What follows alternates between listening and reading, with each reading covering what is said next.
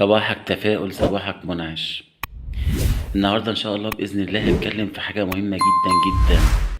يمكن أكتر من 90% من الناس ممكن تكون تعيش كل حياتها وما تدوقش طعم السعادة لأن هي ما تعرفش المعلومة أو السر اللي أنا هقوله ده.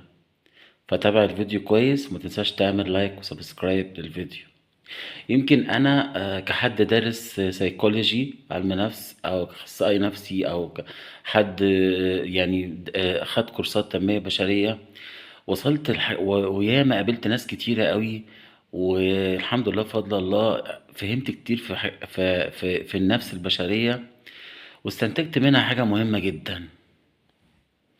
تخيل كده إن في حد بيحب حد قوي،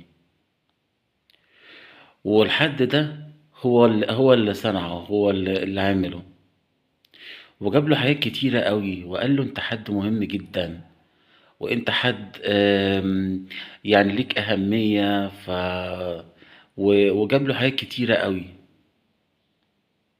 بس الحد ده شاف نفسه مش مهم.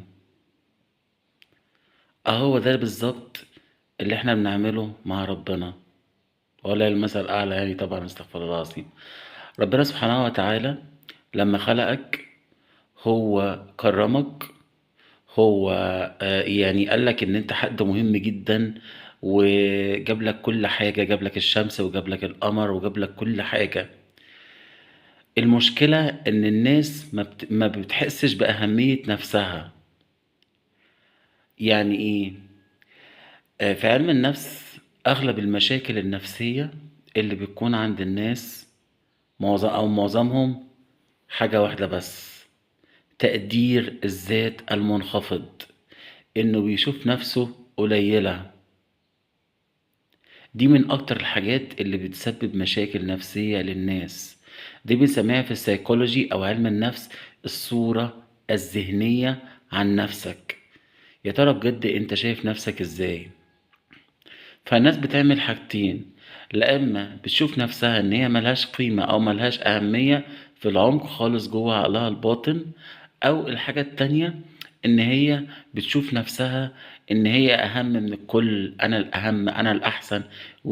والاتنين دول صورة لحاجة واحدة: إن الإنسان يحس إن هو ملهوش قيمة، دي حاجة سلبية. وإن الإنسان يحس إن هو ليه قيمة، وإن هو أكبر من الناس، وإن هو أعلى من الناس، وإن هو أذكى من الناس، دي حاجة سلبية. دي بتاخده للنرجسية.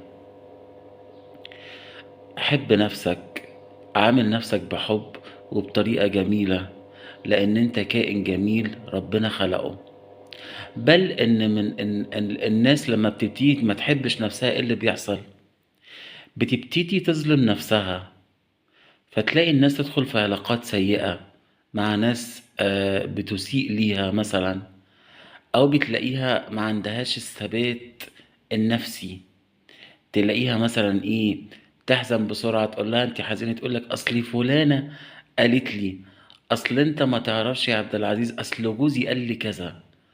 والاتنين دول صورة لحاجة واحدة: إن الإنسان يحس إن هو ملهوش قيمة، دي حاجة سلبية. وإن الإنسان يحس إن هو ليه قيمة، وإن هو أكبر من الناس، وإن هو أعلى من الناس، وإن هو أذكى من الناس، دي حاجة سلبية. دي بتاخده للنرجسية. حب نفسك، عامل نفسك بحب وبطريقة جميلة، لأن أنت كائن جميل ربنا خلقه. بل إن إن الناس لما بتبتدي ما تحبش نفسها، إيه اللي بيحصل؟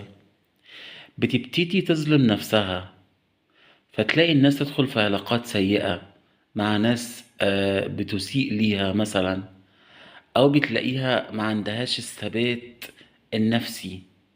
تلاقيها مثلا إيه، تحزن بسرعة، تقول لها أنت حزينة، تقول لك أصلي فلانة قالت لي، أصل أنت ما تعرفش يا عبد العزيز، أصل جوزي قال لي كذا، أصل فلان قال لي كذا، أصل زميلي في الشغل قال لي كذا، أصل جوزي قال لي كذا، أصل كذا.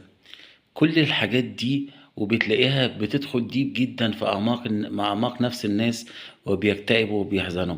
ده كله لأن هما مش قادرين يحبوا نفسهم، أو مش واثقين في نفسهم. والثقة بالنفس الحقيقية أو حب. لما تحب نفسك واعترف قيمتها هتبطل تقارن نفسك بالآخرين، هتبطل كلام الآخرين السلبي يأثر عليك، وهتبتدي بجد تعامل نفسك بطريقة لطيفة جميلة. وبالتالي هتوصل للسعادة. وده اللي هقوله إن شاء الله بإذن الله في فيديوهات جاية جديدة قوية جدا عن إزاي تحب نفسك بطريقة عملية وتعامل نفسك بطريقة جميلة. لا يؤمن أحدكم حتى يحب لأخيه ما يحب لنفسه. فإن أنت تحب نفسك دي حاجة يعني إحنا مأمورين بيها، وإن إحنا نطورها ونخليها أجمل. تنساش اللايك وسبسكرايب والشير، لأن اللي جاي أقوى وأقوى وأقوى. بتمنى لك يوم جميل، وكل سنة وإنت طيب وبسعادة. رمضان كريم عليك.